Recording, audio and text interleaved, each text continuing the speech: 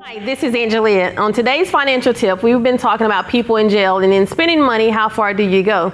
Let's talk about some of the things we encounter. In the mortgage industry, a lot of people will come to us looking to do a home equity loan. They're trying to pull money out of their house. Sometimes it's to bail their loved ones out of jail. Sometimes people have a house that's paid off and they will put the house up as collateral. Keep in mind, when you do this, if a person does not go to their hearing and they have a bail bondsman working on this deal, and you mess up and you don't pay, you lose your house. How much money do you really spend and invest in getting someone out? Do you put yourself in a tougher financial burden by really giving more than you have to go towards that assignment? Keep in mind, you can lose your house, you can lose everything you have saved so much for something that you may not want to consider doing. This has been Angelia with Let's Talk. That didn't come out right. Cut. Shoot. Just keep going, because that was only a minute long anyway. Yep. What you need? Talk about more examples. Talk about things people put up. Talk about how property, people lose property. Talk about the 10% rule. You think Hatch need to raise $5,000 was really worth $50. Putting your bun up. It's the whole amount of money. Take some time, slow down, and go for it.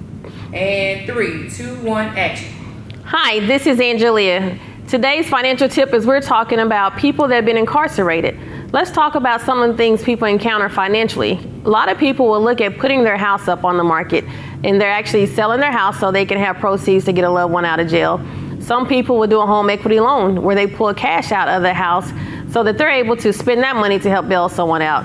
When in actuality, you can also use a bail bondsman. With a bail bondsman, if the bail is $500,000, you're only putting up 10%. Some people are like, wow, where am I going to get that money from? They're going to take money out of their 401k, their stocks, their bonds, their savings accounts, even out of their home equity loan.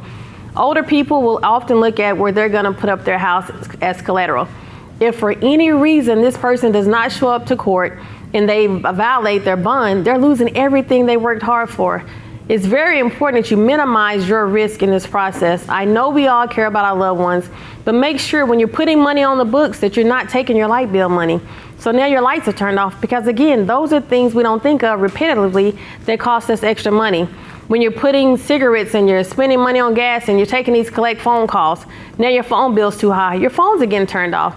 Have you really saved for this process? Let's keep that in mind. But the most important part, if you use your house as collateral, make sure you trust the person that you put it up for. You keep an eye on them and make sure they show up, because if not, you will lose your house. This has been Angelia with Let's Talk with Angelia Nicole.